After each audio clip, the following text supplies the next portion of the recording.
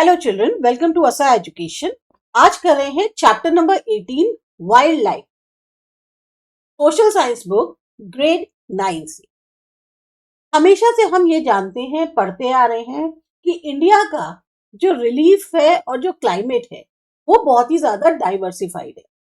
Relief यानी जो हमारा ज्योग्राफिकल लैंडस्केप हैं या जो भी हमारे यहाँ का जिस तरीके का एक एटमॉस्फेयर है, एक लैंडस्केपिंग है कि जमीन कहीं की बहुत ज्यादा फर्टाइल है, कहीं की बहुत ज्यादा ठंडे इलाके हैं, कहीं की बहुत ज्यादा उबड़ खाबड़ है, पहाड़ी इलाके हैं। तो एक रिलीफ जो है हमारे यहाँ वो बहुत ज्यादा विभिन्न है। सेम मौसम के साथ है क्लाइमेट जो है हमारा। अब इसी तरीके से जैसे हम कहते हैं कि डाइवर्सिफिकेशन हमको देखने को मिलता है रिलीफ और क्लाइमेट में, उसी तरीके से डाइवर्सिटी हमको देखने को मिलती है वाइल्ड लाइफ में। पूरी दुनिया में लगभग 15 लाख स्पीशीज हैं वाइल्ड लाइफ की, और उसमें से अगर कहा जाए तो 81,251 स्पीशीज जो है इंडिया के अंदर पाई जाती है। अब इसमें आपकी क्या क्या शामिल है? रेप्टाइल्स हो गए, मैमल्स हैं, फिश हैं और बाकी इंसेक्ट्स जो है वो आते हैं।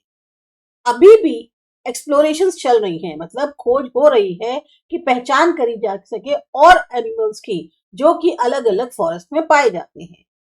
इंडिया पूरी जितनी भी कंट्रीज हैं अगर उसमें देखा जाए तो 6th पोजीशन पे आती है बायोडाइवर्सिटी के मामले में। इंडिया में जो फॉरेस्ट कवर है, मतलब जो जंगल का एरिया है, वो काफी कम है, लेकिन उसके हिसाब से भी देखा जाए तो उसकी जो वाइल्ड लाइफ डाइवर्सिटी है वो वाकई में एक नोटिसेबल है। क्योंकि जब आपके पास फॉरेस्ट कवर कम है, उस पर भी आपके पास अगर 81,251 स्पीशीज हैं, तो ये मानना पड़ेगा कि इंडिया में काफी ज्यादा वाइल्ड लाइफ की अवेलेबिलिटी है, वो भी डिफरेंट स्पीशीज की। अब देखते हैं एनिमल्स जो हैं उनकी ज्योग्राफिकल रीजन्स जो हैं इंडिया के अंदर वो कैसे हैं। नेचुरल वेजिटेशन के जो रीजन्स हैं वो उनकी कैरेक्टरिस्टिक्स के बेसिस पर परखे जाते हैं या आंके जाते हैं।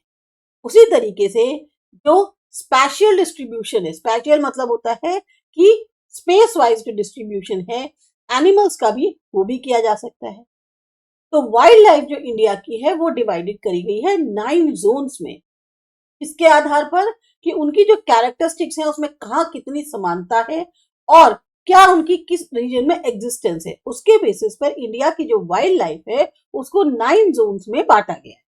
अब कौन कौन से ये जोन्स हैं? पहला आता है हिमालयन रीजन, दूसरा Ladakh and dry cold area, तीसरा जो फॉरेस्ट रीजन लोअर हिमालयाज में है, हाईलैंड्स जहां पे फॉरेस्ट कवर नहीं है अपर हिमालयाज में, नॉर्दर्न प्लेन्स हो गए, डेजर्ट्स हो गए राजस्थान के, पेनिनसुलर प्लेट्यूज हो गए, सी कोस्ट हो गए और नीलगिरी हिल्स हो गई। बायोडाइवर्सिटी जो है वो कैसे उसकी स्टडी होती है? जो ये जूग्राफिकल रीजन्स हैं इनके अकॉर्डिंग जो है बायोडाइवर्सिटी की स्टडी करी जाती है। तो जो डाइवर्सिफाइड वाइल्ड लाइफ है इंडिया की, अब उसको देखते हैं। जो हमारे बहुत बड़े बड़े एलुवियल प्लेन्स हैं, रिवर्स के या पेनिनसुलर प्लेट्यूज हैं, माउंटेन्स रीजन्स हैं, स्वैम्पी यानी दलदल वाले जो एरियाज हैं, सी कोस्ट हो गए, बहुत ज्यादा डेंस रेन फॉरेस्ट हैं, डेसिडुअस फॉरेस्ट है, कोनिफेरस फॉरेस्ट है हिमालयाज में, या और जो ऊंचे ऊंचे रीजन्स हैं, वो हमारे यहाँ एक मेन बैकग्राउंड बनाते हैं वाइल्ड लाइफ की जो रहने की जगह है उसके लिए इंडिया के अंदर। जैसे एनिमल्स, एशियन एलिफेंट है, ये आपको पेनिनसुलर रेन फॉरेस्ट में मिलेंगे। एक सींग वाला जो गेंडा होता है, राइनो, वो आपको स्वैम्पी ब्रह्मपुत्र रिवर में मिलेगा। स्नो लेपर्ड्स हायर हिमालयाज के अंदर हैं। इसी तरह से वाइल्ड गोट्स और मस्क डियर आपको जम्मू कश्मीर में मिलेंगे। वाइल्ड बफेलो जिसे हम इंडियन बिजन कहते हैं, टाइगर है सेंट्रल इंडिया के अंदर और वेस्ट बंगाल के अंदर। गुड़खर जो होता है जिसको वाइल्ड एस बोलते हैं, ये लिटिल जो हमारा छोटा सा रन ऑफ कच्छ है वहां पे मिलेगा। फ्लैमिंगो मिलेंगे ग्रेटर रन में, मतलब जो रन ऑफ कच्छ है वहां पे गुड़खर भी है, और फ्लैमिंगो जो वाटर लॉक्ड ग्रेटर रन है हमारा, वहां पर मिलेगा। इसी तरीके से जो ग्रेट इंडिया बस्टर्ड है वो आपको मिलेगा ग्रासलैंड एरिया में। वाटर लॉक्ड एरिया जहां पानी बहुत ज्यादा होता है वहां माइग्रेटरी बर्ड्स आती हैं कोल्ड रीजन्स की, और बहुत भारी संख्या में आती है। अब इसमें क्या क्या आता है, साइबेरियन क्रेन्स आती हैं, पेलिकन आती है, तिब्बतियन डक आती है, कुंज है, कारकरा है। ये बहुत सारे जो क्रेन्स हैं या बर्ड्स हैं ये आते हैं जिस टाइम पे बहुत ज्यादा ठंडा होता है तो वो लोग यहाँ आ जाते हैं माइग्रेट करके। फ्लाइंग स्क्विरल्स जो हैं, उड़ने वाली गिलहरी, वो आपको डेंस फॉरेस्ट जो वेस्टर्न घाट्स के हैं वहां मिलेगी। इसी तरह से निकोबारी डक जो है वो एक ऐसी रेयर बर्ड है जो सिर्फ निकोबार आइलैंड में मिलती है। रेयर स्पीशीज कोरल्स की आपको गल्फ ऑफ कच्छ में और लक्षद्वीप आइलैंड्स में मिल जाएंगे। इसके अलावा मैमल्स और बहुत सारी बर्ड्स के king cobra, snakes, python, iguana, ये सब भी जो है हमारे यहाँ अवेलेबल है। सी कोस्ट के अलोंग ये जो और वाटर बॉडीज हैं वहां बहुत सारी फिश, स्नेक्स, सी स्नेक्स जो होते हैं, डॉल्फिन, शार्क्स, डुगैंग जो सी काउ होती है, ऑक्टोपस, व्हेल, ये पूरी की तरह एक मरीन एनिमल वर्ल्ड जो है वो भी आपको हमारे इंडिया में मिल जाएगा। तो हमारी जो डाइवर्सिफाइड वाइल्ड लाइफ है वो बहुत ज्यादा, कहना चाहिए, वास्ट है। अब फॉरेस्ट के अलावा जो एनिमल्स हैं जैसे फॉक्स है, वुल्फ है, नीलगाय है, डियर है, mongoose, rabbits, wild hog, hedgehog, ये सब आपको कहाँ मिलेंगे, खेती बाड़ी वाले इलाकों में जो एग्रीकल्चरल एरियाज हैं। बहुत सारी चिड़िया हैं, nightingale, parrot, peacock, weaver bird, चिबारी, पिलक, विवल्चर, कबार, ढोर बागला, ये सब जो है इन इलाकों में आपको घूमते फिरते मिल जाएंगे। अब यहाँ आपको लाइक टू नो में बताया गया है कि क्रेन जो है सबसे बड़ी बर्ड है जो इंडिया में देखी जाती है।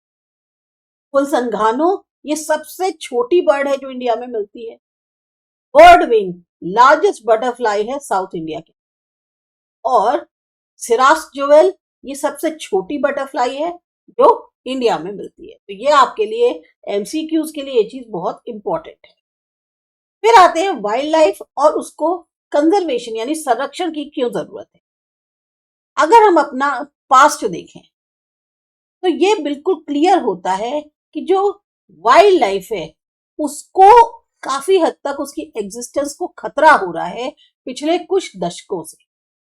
100 साल पहले हजारों की संख्या में जो टाइगर्स थे वो इंडिया में देखे जाते, पर अगर 2014 की फिगर्स देखें जो कि फॉरेस्ट एंड एनवायरनमेंट मिनिस्ट्री द्वारा दी गई हैं, अब फिगर जो है सिर्फ 2226 रह गई।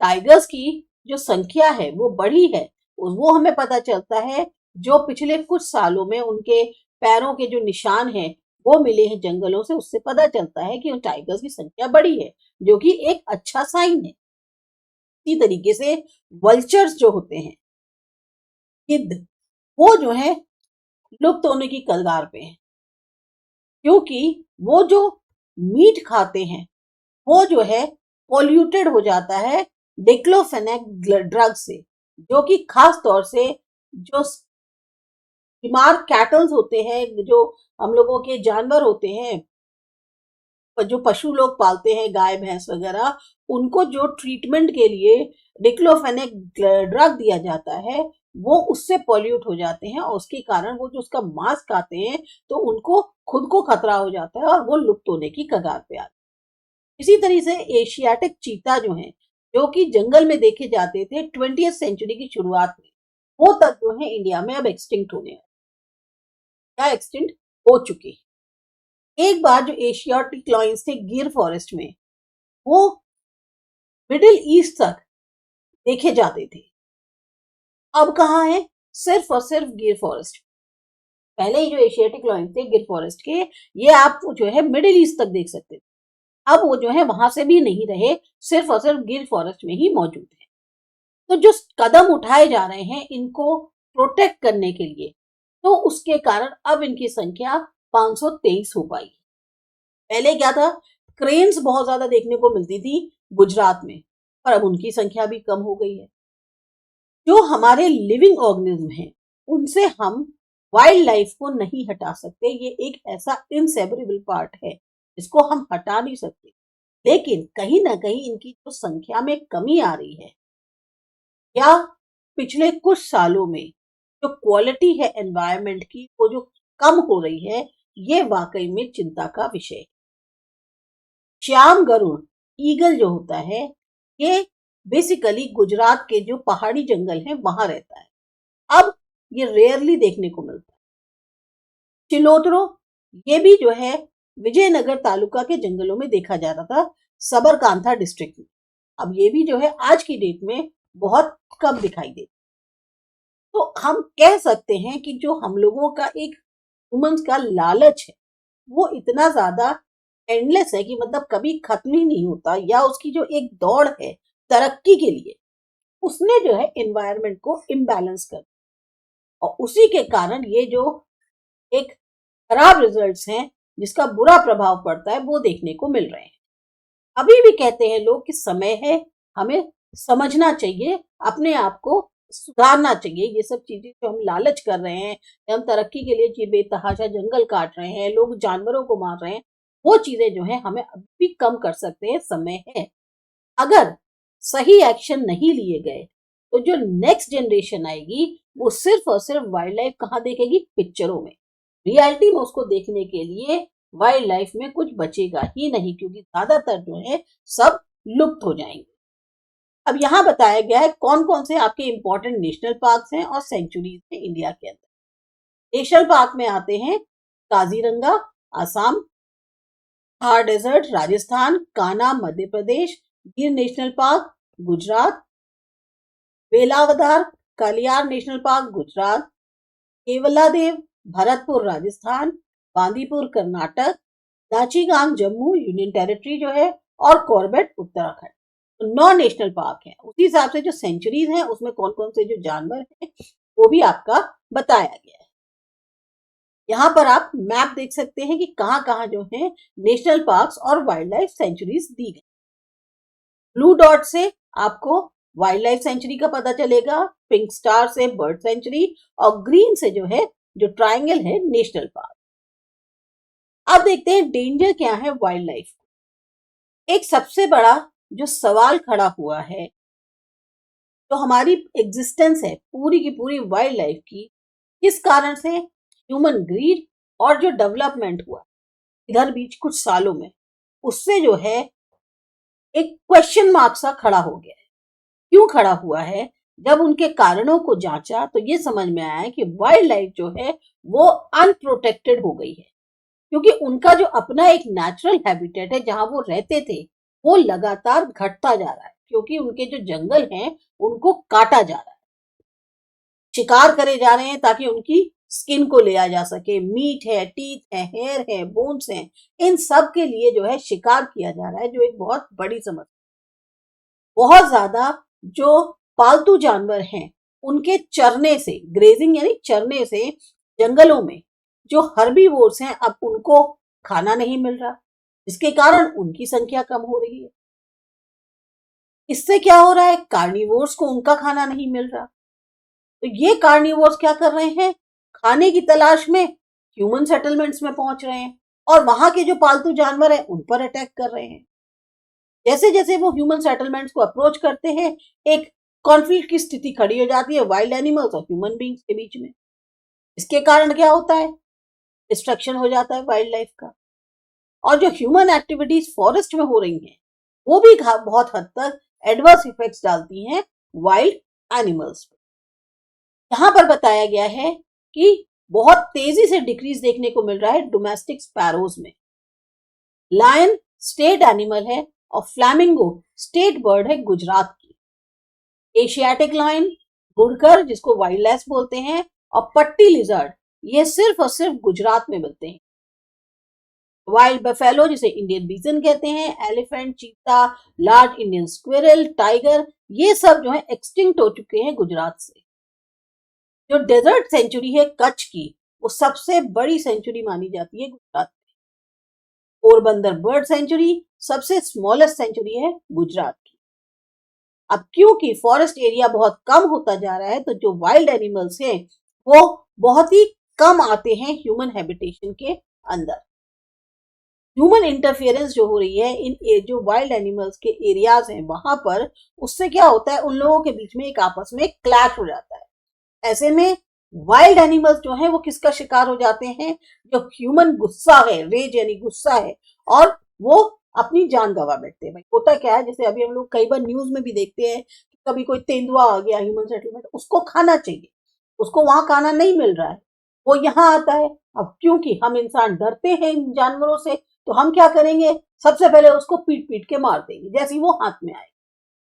तो रिजल्ट क्या होता है कि ये जो एक क्लैश होता है, इससे मेनली जो जानवर है वो मारा जाता है। साउथ और साउथ ईस्टर्न इंडिया के अंदर जो एलिफेंट्स हैं वो खाने की तलाश में, जो जंगल होते हैं अब वहां तो उनको खाना मिल नहीं रहा, तो वो कहाँ आ जाते हैं, खेतों में।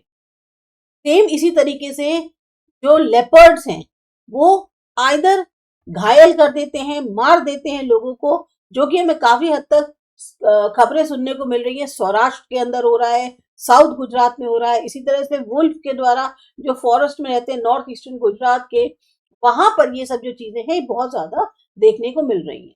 और ऐसे जो डिजास्टर्स होते हैं जिसमें जानवर भी जो है वो इंसानों को मारने लगे, तो ऐसे में जो है कहीं ना कहीं एक प्रिकॉशन लेने की, एक सेफ्टी मेजर लेने की बहुत ज्यादा आवश्यकता है। अब इसके बाद आता है रेमेडीज कंजर्व करने के लिए वाइल्ड लाइफ को। ये करते हैं अगले वीडियो में।